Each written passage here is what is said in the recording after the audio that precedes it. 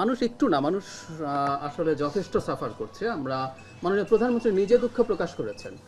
আমাদের বক্তব্যটা খুব সিম্পল, মানুষের সাফারিং ইজ ট্রু, কিন্তু এটার জন্য আমাদেরকে ব্লেম করাটা সঠিক না। বিরোধী দল দায় চাপিয়ে দেবেন, দিয়ে তারা করবেন। তবে বাংলাদেশ এখন এমন একটা জায়গায় পৌঁছেছে বলে আমরা বিশ্বাস করি, একটা জ্ঞানভিত্তিক সমাজের দিকে, যেখানে অহেতুক যদি কাউকে দায় দেওয়া হয় সেটা মানুষ শুনবে বলে মনে হয় না। খুব ফাস্ট বলি, এটা নিয়ে আমি আমার গত সপ্তাহের ব্রিফিংয়ে যথেষ্ট বিস্তারিত কথা বলেছিলাম জ্বালানি নিয়ে। আপনারা খুব ভালোভাবেই জানেন যে জ্বালানির যে সংকটটা আমরা এখন ফেস করছি, এটা দীর্ঘদিনের একটা পুঞ্জীভূত সমস্যা এবং একটা অ্যাক্সিডেন্ট। সো অ্যাক্সিডেন্টটা যদি ঠিক হয়ে যায়, এটা ঠিক হওয়ার প্রায় শেষ, এটা ঠিক হয়ে যাবে। ঠিক হয়ে গেল যেটা হয় যে আমাদের ডিমান্ড যে গ্যাসের আছে, এই দুটো প্ল্যান্ট কাজ করলেও আমাদের সাপ্লাই তাও প্রায় 100 কোটি ঘনফুট কম থাকে। এটা তো আসলে ওভার দ্য ইয়ার্স হয়েছে। এটার জন্য আমরা খুব দ্রুত শর্ট, মিড এবং লং টার্ম স্টেপস নিয়েছি। আপনারা জানেন খুব দ্রুত করার জন্য কি হচ্ছে, যেহেতু এই গ্যাসিফিকেশন প্ল্যান্টে দুর্ঘটনা হয়েছে, একটার অর্ডার দেওয়া হয়েছে একটা ব্যাকআপের জন্য, আরও দুটো আর একটু পরে আসবে। সো আমরা ওটা করছি, এগুলো খুব দ্রুত যেগুলো করা যায়, তাও একটু সময় লেগে যাবে। সোলারে কনভার্সনের চেষ্টা আছে, ভোলার যে গ্যাস আছে সেটাকে মেইনল্যান্ডে নিয়ে আসার জন্য কি কি করা যায় সেটার চেষ্টা আছে, এলএনজি কেনার চেষ্টা আছে।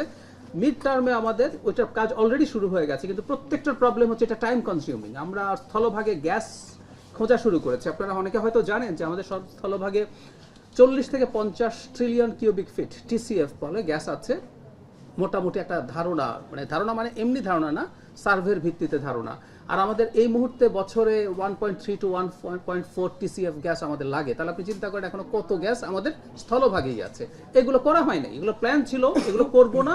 আর এলএনজি ইম্পোর্ট এবং গ্যাসিফিকেশনের জন্য কতগুলো কোম্পানিকে আমি প্রোভাইড করব, যেমন একসময় বিদ্যুৎ কেন্দ্র করা হয়েছিল। তো এই কাজগুলো শুরু হয়েছে, অলরেডি দুটো রিগ নতুন করে কেনা হবে এবং এক্সিস্টিং রিগগুলো যাতে অ্যাক্টিভ থাকে সেই চেষ্টা হচ্ছে। কয়লা নিয়ে খুব দ্রুত স্টেপ নিতে যাচ্ছি আমরা, কিন্তু করলেও না আসলে একটা সময় লাগবে। মাননীয় অর্থমন্ত্রী কিন্তু একদম মোটামুটি একটা টাইম লাইন দিয়ে দিয়েছেন, অন্তত 2 বছর লাগবে আমরা এই জ্বালানির ব্যাপারে কিছুটা ভালো বা অনেকটা ভালো অবস্থায় যেতে।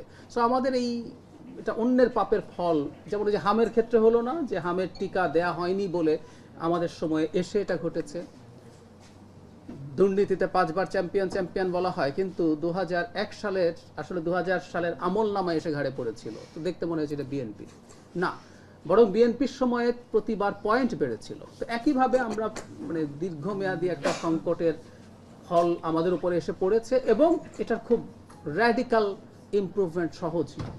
এলএনজি বাজার খুবই আনসার্টেন হয়েছে, মধ্যপ্রাচ্যে একটা যুদ্ধ হচ্ছে, এই যুদ্ধটা ইভেন ফুল ফ্লেজেড একটা যুদ্ধে পরিণত হতে পারে এনি গিভেন ডেজ। আমরা হরমুজের কথা জানি, এর আগে আপনাদের মনে আছে নিশ্চয় যে হুতিদের সাথে ক্রাইসিসের সময় বাব আল মানডেব যে স্ট্রেইট আছে সেটাও সংকট হয়েছে, ওখানে প্রচুর জ্বালানি পরিবাহিত হয়। তো সব যদি একসাথে ঝামেলায় পড়ে, ক্রাইসিস আছে। এবং আমরা সরকারের পক্ষ থেকে, আমি আমার আগের ব্রিফিংয়েও বলেছি, অনিশ্চয়তা আছে, সংকটের সম্ভাবনা আছে এবং দেখবেন আমরা রাতারাতি সব করে ফেলবো সেটা বলছিও না।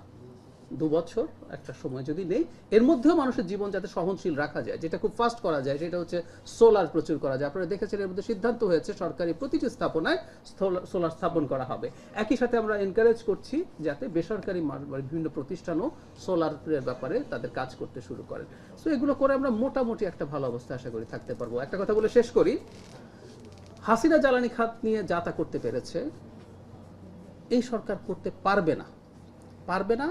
আমরা প্রায় ডেমোক্রেসির কথা বলতাম, যে আমরা টক শোতে প্রিন্স ভাইয়ের কথা আবার আসলো যে কেন আমরা আসলে বারবার ডেমোক্রেসি করি। ধরে নেন আমাদের এত সদিচ্ছা নেই, আমি এটা ধরে নেন বলছি, কিন্তু ভুল ফটো কাট করে ফেলে দেখি যে আমি বলছি যে এটা ধরে নেন আমাদের সদিচ্ছা নেই, লিখবেন আমাদের সদিচ্ছা নেই জাহিদুর রহমান, না এটা ভুল হচ্ছে।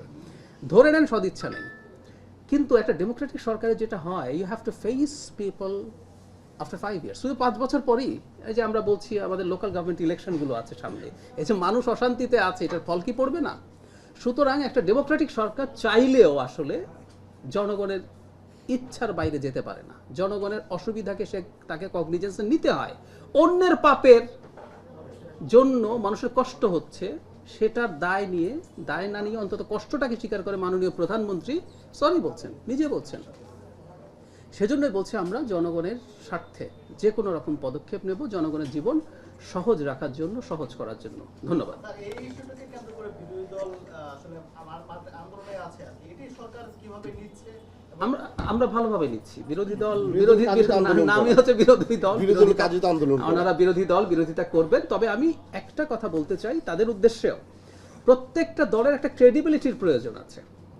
আমি এটা তাদের ব্যাপারে তারা সিদ্ধান্ত নেবেন, কিন্তু তারা যদি অপ্রয়োজনে অযৌক্তিকভাবে মানুষকে মানে জনগণের সাথে আছে বলে দেখিয়ে সরকারের উপরে চাপ তৈরি করার চেষ্টা করেন, কারণ প্রতিটা আন্দোলনে তো জনদুর্ভোগ হয়। এই যে কিছুদিন আগে সচিবালয় সামনে তারা আসলেন, গাড়ি বন্ধ হয়ে গেল, আমি মনে করি জনগণ এগুলো রিজেক্ট করবে। এবং আমরা আমাদের জায়গা থেকে যেহেতু বোঝাচ্ছি এবং চারপাশে প্রচুর ইনফরমেশন আছে, আপনি বাংলাদেশের ইন্ডিপেন্ডেন্ট যত এনার্জি এক্সপার্ট আছেন যারা কোনো দল করেন না, আপনি তাদের যে কারো বক্তব্য খুঁজে দেখবেন।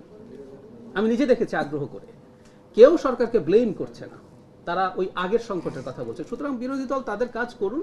আর আমি রাজপথের চাইতে যে 27 তারিখ পার্লামেন্ট শুরু হচ্ছে, সবচেয়ে ভালো জায়গা আছে, তারা পার্লামেন্টে যাক এবং যুক্তি দিয়ে দেখাক কোথায় কোথায় সরকারের দোষ আছে। এবং মাননীয় প্রধানমন্ত্রী চেয়েছেন যে আপনারা ক্রেডিবল সাজেশন দেন আমাদেরকে। পার্লামেন্ট তো চেয়েছি বা গণতন্ত্র চেয়েছি সেই জন্য, রাস্তায় নামার জন্য তো না। আমরা হাসিনার সময় প্রতি ক্ষেত্রে রাস্তায় নেমেছি, কারণ হাসিনাকে আমরা স্বীকার করতাম না, ওকে আমি ভোট দিয়ে প্রধানমন্ত্রী বানাইনি। সো যাই হোক, পেঁয়াজের দাম 300 হলে আমি বলেছি তুমি পদত্যাগ করো, কারণ আমি তোমাকে ভোট দেইনি। কিন্তু এখন তো পার্লামেন্ট আছে, আপনি যান, আপনি কথা বলেন, টকশোগুলো আছে, সব জায়গায় কথা বলা যায়। কোনো একটা সময় যদি দেখা যায় আর কিছুই হচ্ছে না, রাস্তায় নামারও অধিকার আছে। কিন্তু এইটুকু বলে শেষ করি, জনগণ নিশ্চয়ই দেখছেন কারা ইললজিকলি রাস্তায় নেমে